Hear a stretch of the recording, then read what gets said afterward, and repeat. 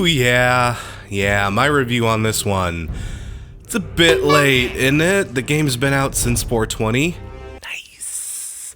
But here I am a month later or something to follow up on something I'm sure most of you have probably already played, beaten, rebeaten, and gotten all the secrets and finished all the side quests for. What the hell took you so long, Crash? Well, for one, fuck you, I was busy! And for two, well, this game did not turn out the way I thought it was gonna. There was so much more to this title than I was expecting. I mean, guys, I'm a huge God of War fan. The very first letter in the Game & Crash logo? Yup, you guessed it. I love the original trilogy to death, and even the PSP games were pretty impressive. But the one thing you could always originally count on about all the previous God of War games across every platform was that they were short. They were short, they were shallow, and while they were excellent at crafting these grandiose battle sequences and elaborate, dazzlingly gargantuan feeling set pieces, that's all they really were at the end of the day. Set pieces. The God of War series was basically one part spectacle fighter, like say the Devil May Cry's or the God Hands before it, but it was also one part big dumb action movie too. It was like playing Onimusha or Gungrave, only every once in a while Michael Bay would drop in, get possessed by the spirit of Ray Harryhausen, and a big skyscraper-sized Hydra or Titan or whatever would get thrown into the game space with you and they'd just tell you to go nuts. It was goofy, but it was really, really fun, and in its own weird way, it was kind of a precursor for other spectacle-focused, set-piece-heavy games like the Uncharted series or the Tomb Raider reboot. Game design more akin to something you'd write at Universal Studios than like a game. Not that these games were completely shallow. Yeah, you could develop your skills at chaining combos together or learning the vast and various movesets of the 50 gazillion different weapons these games would throw at you. But if you were, say, a complete pillock and all you wanted to do was bang the pretty round buttons till all the things were dead, yeah, you could still get by just fine. These games could be described as many things, but one of the weirdest descriptors you could always add to them was accessible. Anybody could play these games. God of War was a series that likely got a lot of people into gaming, and the accessibility combined with its awe-inspiring art and level design and simplistic but still fun and challenging combat was what made the series the staple it is today. So yeah, I picked this one up when it dropped, and I just figured, well, it's a God of War game. Yeah, not much about it looks like a God of War game, but hey, it can't possibly be too long of a trek. I'll blaze through it in a weekend, unlock the Goofy Fish costume, and have this review hot and ready to go just after I finish GDR. No freaking problemo, right? Nope. By the gods' silly braided beards, this game was just so long. It's stuffed with features. It had so much to do in it that even upon writing, while I've gotten a story finish out of it, I still haven't been able to complete absolutely everything. Seriously, I'm on that last damn Valkyrie sub-boss and she can just fuck right off. This game is so chock to the brim with hidden collectibles, side quests, side bosses, hidden areas to explore. The series has gone kinda pseudo-open world, and you're free to roam all over the 9 worlds of Norse mythology at your leisure. There are entire realms full of optional side content you can dig into if you want to, and those of you OG God of War fans, the like 2 of you that haven't picked this up already, are probably already saying, wait, what? Side quests? Optional bosses? Open world? That doesn't sound like God of War. And you're right, it isn't. The original God of War games were like none of those things. They were extremely linear games with very clearly marked out paths and objectives. Hell, the closest thing the original games had to a side quest was those skeezy ass QTE sex minigames. PS2, more like PS titties. Oh! Don't judge us, the early 2000s were a tumultuous time for gaming's prepubescence. But here, Oh, nah, man, there are tons of areas to explore, and all of them are bursting with items, collectibles, and materials used to upgrade your weapons and armor. Wait, what? I hear someone shouting from the back. Kratos is wearing armor? Yeah, he's got armor now. Why? In the other games, he slaughtered an entire religion's worth of gods wearing nothing but a loincloth and edgelord tattoos. Well, he needs armor now, so deal with it. I don't know, even gods get old and have to deal with the struggles of dad bod. So yeah, all those resources you'll be picking up, you'll be using those to craft armor, weapon upgrades for the boy, and oh my god, there are so many upgrades here. Remember in the old games where all this shit was handled by drinking cherry Kool-Aid? No, now it's a full-blown RPG style system. Ladies and gentlemen, Kratos now has a build. I mean, holy hell, just look at all these stats. Strength, vitality, defense. What the fuck is Kratos doing with a luck stat? Stats just feel like such a weird thing to implement into a God of War game. It feels off. Well, regardless, you better get used to it, because you will be doing a lot of crafting and resource management to help increase those stats to give you a chance out there on the battlefield. New pieces of armor, new handles for your weapons, charms to slide into those weapons, charms to slide into your armor. I mean, considering how simplistic the OG games were, this can be a little overwhelming, particularly if you aren't familiar with a more RPG slated style of gameplay. It's not unbearably cryptic, mind. If you've spent any time in, say, Skyrim or Witcher 3 or whatever, you should do fine here. It is baby's first RPG stuff, but again, given what this series is known for, it's still kind of an odd curveball, and truth be told, all this stuff is not implemented the most smoothly into gameplay. Let me save some of you a gigantic headache here. See how equipping some sets of armor causes these particular numbers to go down? You know, so you get worried and you think, oh man, I don't want to be weaker. I guess I'll just keep what I got on. No. Okay, see, these numbers, they are not important. At least not nearly as important as this number is. Even if an armor or weapon upgrade looks like it's making you weaker, if it has a higher overall stat number and the little green arrow is up over your main level number, that is the stronger piece of armor. Even if it really doesn't look like it. Again, it's something that's needlessly complex, and the game does not do the best job of telling you this is how you actually level up. Yes, this is how you level in this game. You don't collect experience points, you don't get stronger by conquering stronger enemies. Leveling up is all about gear, and only certain types of gear can even do that. Plus, the game has a really bad habit of rewarding you with new gear found in quests or unlocking new gear at the blacksmith shop that is more than likely weaker than the gear you're probably already sporting. It's an uncomfortable flaw in the game design that will frustrate you in places, especially once enemies start getting harder and kicking your ass more. In fact, even the combat has gotten a very drastic overhaul. Everyone out there has been saying, oh, it's like Dark Souls. And even though that's kind of become the shitty games journalist du jour of cop-out writing techniques, it's not entirely invalid to say that here. Yes, the combat is very Souls-ish.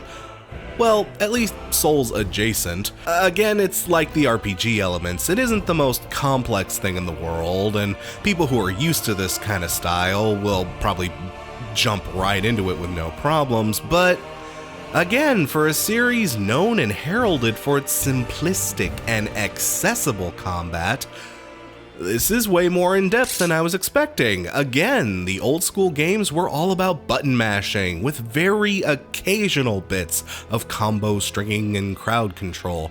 This game, however, it's way more about positioning, effective defense, dodging, parrying, and timing all of your attacks efficiently.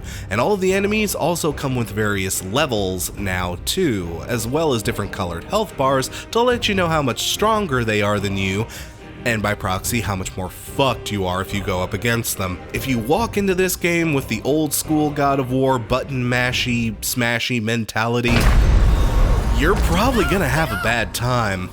And man, I've spent all this time breaking down raw-ass mechanics that I haven't even had time to actually talk much about the game, you know? The set pieces, the characters, the cool moments and events, the reason most of you are probably playing. I haven't even been able to mention the plot. Oh yeah, that's another thing about this game, it has a story. Well, you know, I mean more of a story than just my dad is the god of all dickheads, fuck my dad. No, my capture footage only goes up to about the halfway point of this game, partially because I sunk like 90 goddamn hours into it and my hard drive was threatening to burn the house down, but also because I realized there's so much here I would be spoiling if I showed you too much. Yeah, another thing this game has: intrigue, character development, a story that actually goes places other than Kratos, go stab that.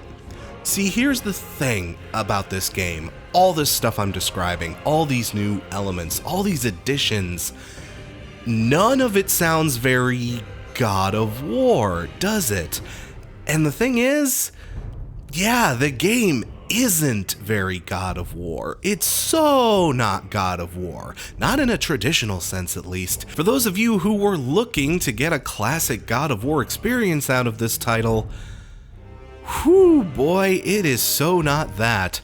In fact, if you are a bit disappointed in this game, specifically because it feels so not God of War, honestly, I can't say I blame you.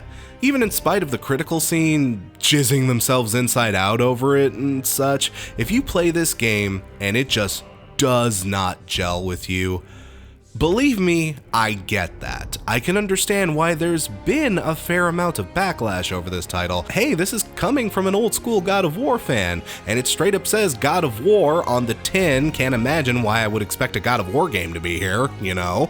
People are and have come right out to say that the overall lack of God of War-ness in this God of War title does rub them the wrong way.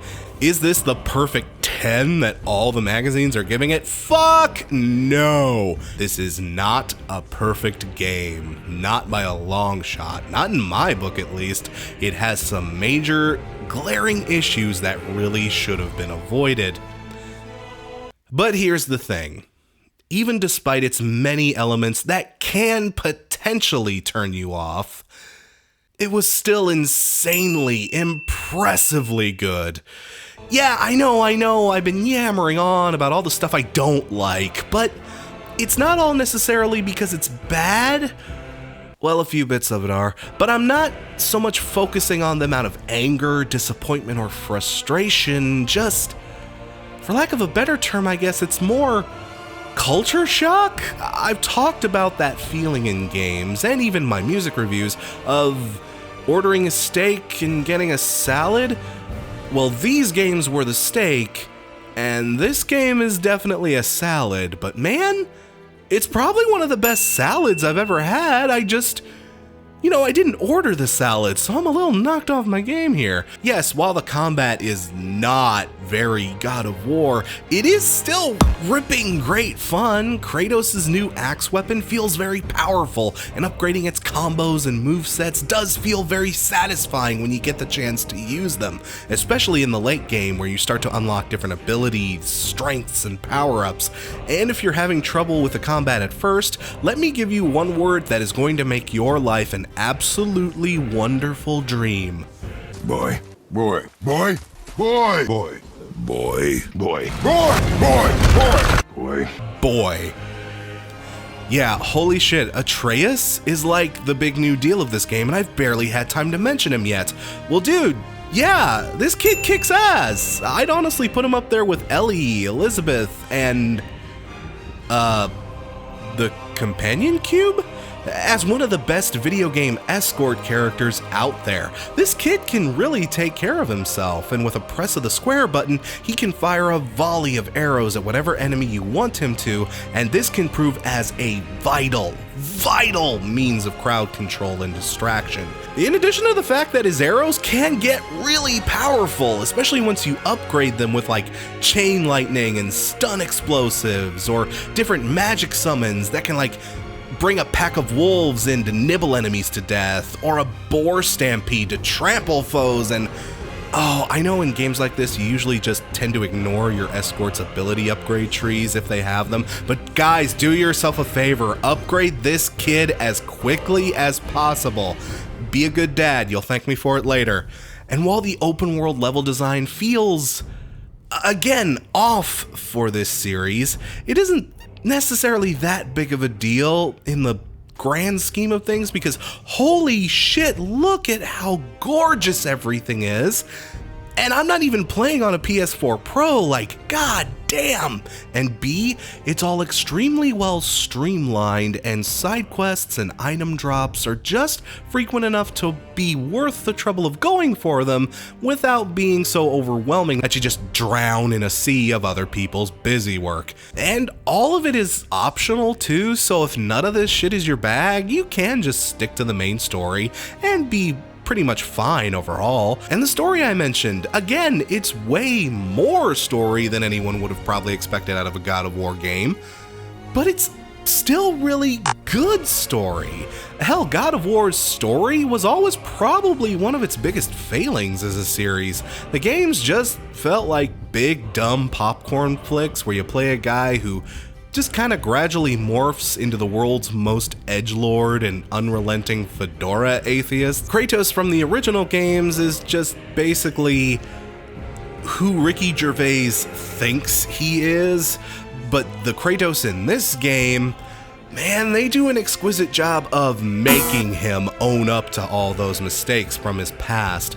And a big crux of the story arc here is Kratos doing his best to prevent his son from making all the mistakes he made once he found out he could liquefy deities with naught but the power of anger and exquisite ribbon twirling. And like I said, I don't want to give too much away here because the story is like really good, and some of the twists and turns it took were fantastic. I especially loved the ending. It sets up so much potential for cool stuff that'll happen in the upcoming sequels, and believe me, we're gonna get us some sequels. And there's so many cool moments where Kratos, Atreus, and even side characters like Brock and Sindri all develop and grow. It makes me really pumped to learn more about the world and what's gonna happen, and how Kratos is eventually going to screw everything up with this world. But yeah, while this game does not at all feel like a classic God of War title, this is way more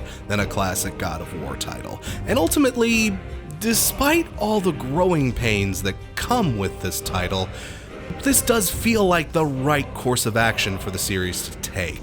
Think about it. If they had gone ahead and just released a more traditional GOW game, what would all of us have been saying about it? It's too derivative. It doesn't do anything new. Same old, wah, wah, wah. As much as I loved the original games, that formula got so crazy tired by the end of its life. It was basically like what Call of Duty did to first-person shooters for a while, what Assassin's Creed did to open-world sandboxes for a while, and it's what Fortnite is currently doing to the Battle Royale genre.